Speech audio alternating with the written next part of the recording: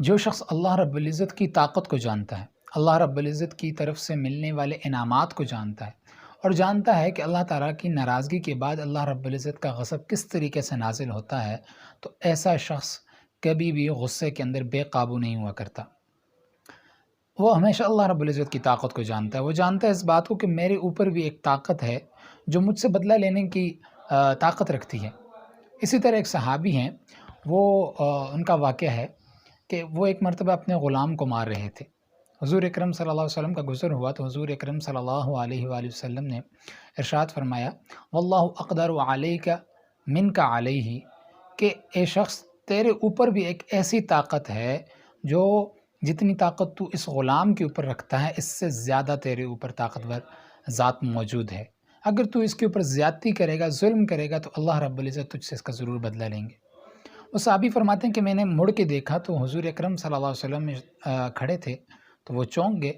تو انہوں نے ایک دم سے ارشاد کا فرمایا کہ یا رسول اللہ صلی اللہ علیہ وسلم، میں اپنے اس غلام کو آزاد کرتا ہوں۔ حضور اکرم صلی اللہ علیہ وسلم نے ارشاد فرمایا کہ اے شخص، اگر تو اپنے اس غلام کو آزاد نہ کرتا تو کل قیامت کے دن جہنم کی آگ تجھے لپیٹ لیتی۔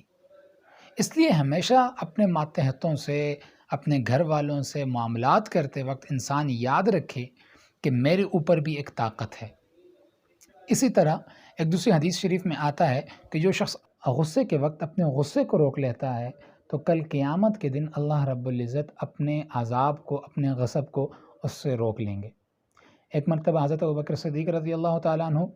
اپنے ایک رشتہ دار سے اس کی کسی غلطی کے اوپر غصہ آیا اور ناراض ہو گئے، سخت غصہ آیا، تو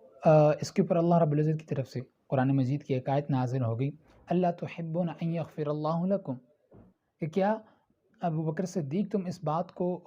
پسند نہیں کرتے کہ آج تم اپنے اس رشتہ دار کو معاف کر دو تو کل قیامت کے دن اللہ رب العزت اس کے بدلے میں تمہیں معاف فرمائے۔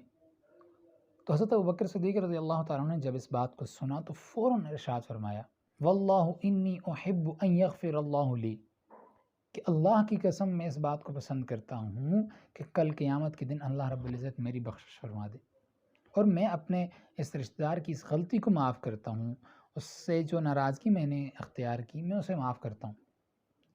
اسی طرح حضرت تھانوی رحمۃ اللہ علیہ جو ہیں وہ ایک واقعہ لکھتے ہیں کہ ایک شخص تھا،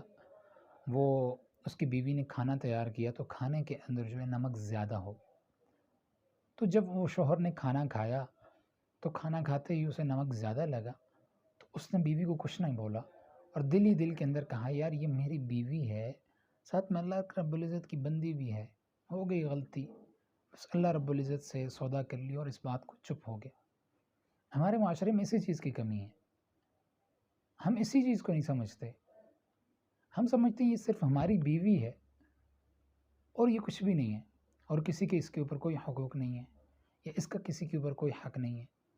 ہم ان چیزوں سے بالکل ان چیزوں کو سوچتے ہی نہیں ہیں۔ بہرحال اس شخص نے اس عورت کو معاف کر دیا اور وہ اسے کچھ نہیں بولا، چپ کر کے کھانا کھا لیا۔ انتقال ہوا، انتقال کے کچھ عرصے کے بعد اس شخص کو کسی دوسرے شخص نے خواب کے اندر دیکھا، تو اس نے کہا کہ یار تمہارا کیا حال بنا، تم فوت ہو گئے تھے، تو اللہ رب العزت نے تمہارے ساتھ کیسا معاملہ کیا؟ تو اس شخص نے کہا کہ جب میں اللہ رب العزت کی بارگاہ میں حاضر ہوا تو اللہ رب العزت نے مجھے کہا کہ ایک مرتبہ میری بندی نے تیرے لیے کھانا بنایا اور اس کے اندر نمک زیادہ ہو گیا تھا، تب تو نے میرے خوف کی وجہ سے کہ میرے اوپر ایک ذات ہے اللہ رب العزت کی، میں اس کے اوپر چھوڑ دیتا ہوں،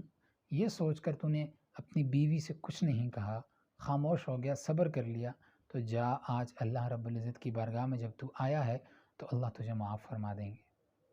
اور اللہ رب العزت نے مجھے معاف فرما دیا۔ لہٰذا جب بھی غصہ آئے تو اس چیز کو ذہن میں رکھا جائے کہ ہم سے اوپر بھی ایک ذات ہے جو ہمیں دیکھ رہی ہے، ہمارے اعمال کو دیکھ رہی ہے۔ اگر ہم صبر کرتے ہیں، رک جاتے ہیں، پیچھے ہٹ جاتے ہیں، معاف کر دیتے ہیں اپنے حق کو بھی کسی رشتے کو بچانے کی خاطر، تو اللہ رب العزت اس کے بدلے میں بہت بڑا اجر دینے کو تیار ہے، بہت بڑا اجر دینے کو تیار ہے، خاص کر کے تب جب آپ اپنا حق کسی کو معاف کر دیں تو اللہ رب العزت کی طرف سے بڑے انعامات ملتے ہیں۔ اللہ رب العزت ہمیں عمل کرنے کی توفیق عطا فرمائے۔